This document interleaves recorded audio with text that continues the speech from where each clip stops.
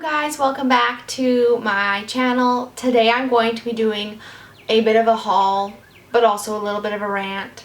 Specifically, I'm going to be hauling stuff from SAKS Fifth Avenue, but I'm going to be kind of talking more generally about like bad experiences that I've had at high-end department stores, and I really truthfully don't know why this happens. I mean, I think I have an idea as to like they don't think I can spend money or something, which is fine because most of the time they're right. So a few years ago or a year ago, or whenever I filmed my bad benefit experience, I actually had that experience at a benefit counter inside a SAKS Fifth Avenue.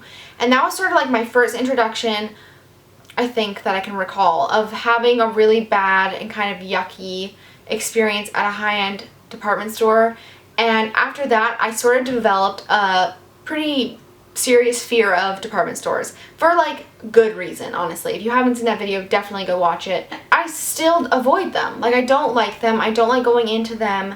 I feel very uncomfortable. And every time I go into like a very expensive store, I have like a moral argument in my mind about how I feel about spending that kind of money. And I'm not saying like having nice things is bad or anything like that, but for me, it's just not really, doesn't really match with my lifestyle. I'm a pretty simple person, honestly. Like, I may be difficult in some aspects of my life, but I'm pretty simple. I'm not a very glamorous person. Honestly, if you met me on the street, probably 9 times out of 10, I wouldn't be wearing makeup. So when I go to these stores, obviously I'm like, this is not my domain. Like, I don't get this. This is very uncomfortable for me. But I do like to go. I like to look, and I love handbags. During my birthday, I thought for my 21st birthday that I wanted to purchase a very luxury handbag. So this is where my moral dilemma kicked in, because I am vegan, as most of you know. It's really hard for me to associate handbags and shoes with animals. It's much easier when you're eating their meat to associate with the actual animal itself, whereas a bag, it's so different. It's so like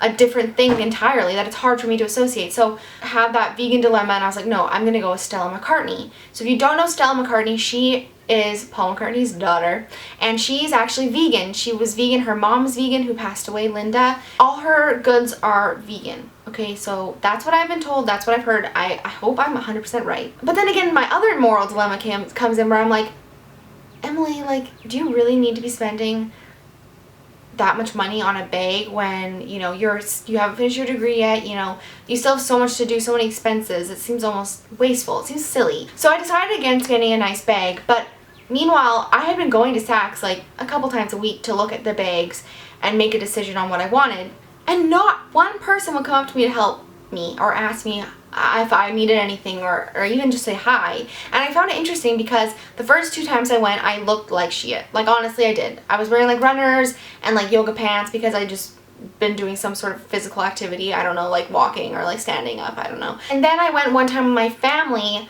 and my mom and dad came to visit, and obviously someone comes up to us then and asks if we need help. So I'm not sure if it's like a personal thing, if it's like me, or if it's them, or if it's like a combination of like they don't think I'm going to spend money, so it's not really worth their time because I know they're all on commission.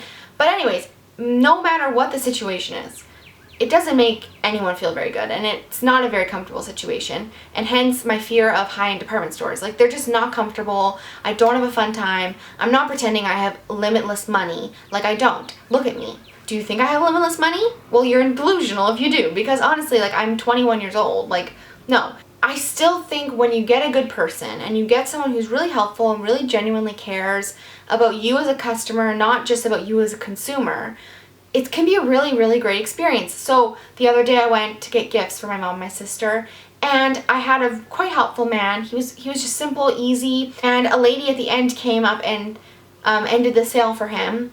And she was super helpful as well and gave me a bunch of samples and things like that I didn't even ask for, but it was just a nice touch. It was just something that made me feel like, okay, so when you buy a luxury good, this is how you're supposed to be treated. Well, then I went today, I just got back, and it took so long for someone to come and help me, and I just felt like uncomfortable asking. They're all kind of having their own private conversations, and it's just like, ugh, like, this is gross. Like, if someone's spending, like, if I was spending $900 on a purse, or like $1,500 on a purse, and you were acting like that, like, you best believe I would not be buying it here. Like, that's how I feel. And I know other department stores are even worse. Like, I think Bloomingdale's is absolutely horrible. Like, I don't step foot in there. Barney's, Satan's playground. I don't know.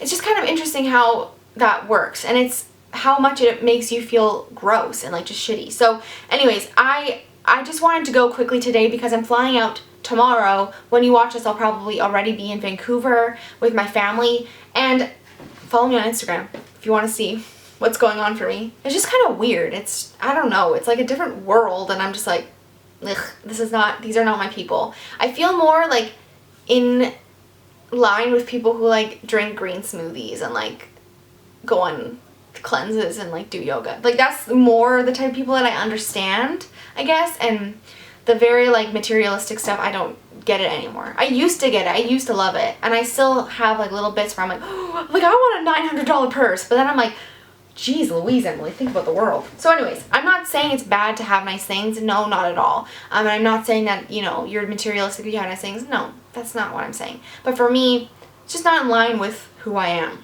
I'm going to show you guys what the makeup that I got, because I did get all makeup. And then I got a few things for my mom. I'll just show you guys those first because I'm not going to unwrap them. Except I want to show you the packaging on one of them. So I got my mom this eye cream from Lancome. I'm not going to say it because French and me are not friends. We are not close. And then I also got her this one from NARS. This is the Total Replenishing Eye Cream. And I've never seen NARS skincare before, but she asked for it specifically. And I went over there, and their skincare line is beautiful. At least the packaging. I don't know about the actual products. It's really, really beautiful. Like, look at this. Beautiful packaging-wise, right? Like, look at that. It kind of feels a little bit cheap, but nice. It's not as expensive as the Lancome for our eye cream. So, really, really nice NARS skin care. And then for myself, I got just a few things. I've been wanting to try a new concealer. I don't know why, because I love my Maybelline concealer, and it's always when people ask me, like, what's your #1 product? Like, what's your favorite thing? It's my Maybelline Instant Age Rewind Concealer. Like, I cannot get enough of it.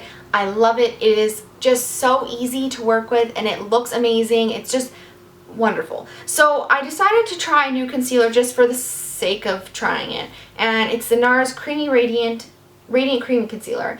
And I walked up to the girl working there, and I was like, oh, hi, I just want to know, like, if you could, like, match me to a color or something for this concealer. And she was like, oh, I already know what color you're going to be. I'm like, oh, really? Okay, like, #2, #3, #4, maybe, you know what I'm saying? She's like, no, you're going to be definitely the lightest shade. And I was like, okay.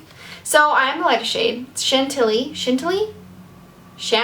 Beautiful packaging, obviously. I love NARS. They can do no wrong in my eyes. So we'll see how this goes. I'm interested, but I also am kind of afraid. Okay, so then I got a Lancome mascara. I haven't bought a mascara in a very long time, let alone I haven't worn mascara in a very, very long time, because I just don't like wearing it. In my videos, I just kind of like gave up. I was like, what is mascara?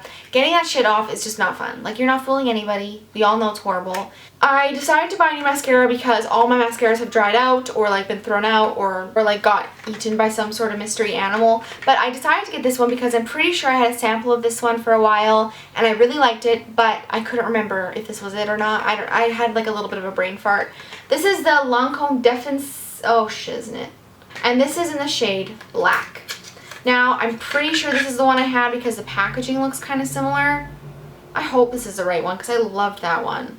It just looks like this. It's very thin, very sleek. And honestly, now that I'm thinking about it, like, why did I buy this fucking most tiny mascara that exists for like $35? Honestly, what is wrong with me? The last thing I got was something I've been wanting to try for a while. I really like natural makeup. I really like things that just are amplifying your natural features. You know, I have acne, so I try to cover up my acne most days, do concealer under my nose and under my eyes, and that's pretty much it for me, honestly, on like a working basis. And when I'm home, I don't wear makeup because I think that's absolutely ridiculous. That's how I do my makeup, and I love having a little lip product that adds a bit of color and is comfortable. That doesn't feel like it's gonna make my lips crack open and bleed. So I heard about these juicy. It's apparently a very hard word to say. I heard about these juicy shakers from a few YouTubers who were clearly like paid to talk about them or whatever. I don't get into that because that stuff just scares me. Like how it works, it's like a mafia, really. Like the YouTube sponsorship thing, like mafia status. I heard them talk about these and I was like, oh, that sounds like something I would really like because it's kind of natural, kind of stains but very comfortable and oily, which I really like. So I saw this color and I instantly loved it, and it's called Piece of Cake. Now, from my understanding, they all have different scents. I don't know if that's actually true, but I thought that's what I heard. So this is what it looks like. I love the packaging. So you shake it, and you hear a little ball in there, and then you open it, and it's like a little sponge.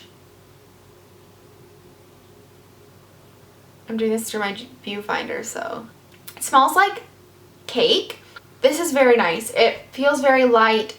It's not heavy whatsoever. I think we have a winner, folks. Look at that color too. It's coming off a bit more like reddy pink in the viewfinder here. It is more of like a true Your Lips But Better kind of color, where it's like pinky, browny, natural-y looking. So I really like this. This is something that I'll definitely use a lot because I love a natural looking lip. So that is actually everything that I purchased from SAKS Avenue. Let me know if you've had any bad high-end department stores or like fancy store experiences, and I hope you all enjoyed this little video. I will hopefully be filming some videos when I get home because I will be back in my old bedroom. That'll be kind of fun. So stay tuned for those, and I'll see you all soon. Thank you so much for watching. Bye!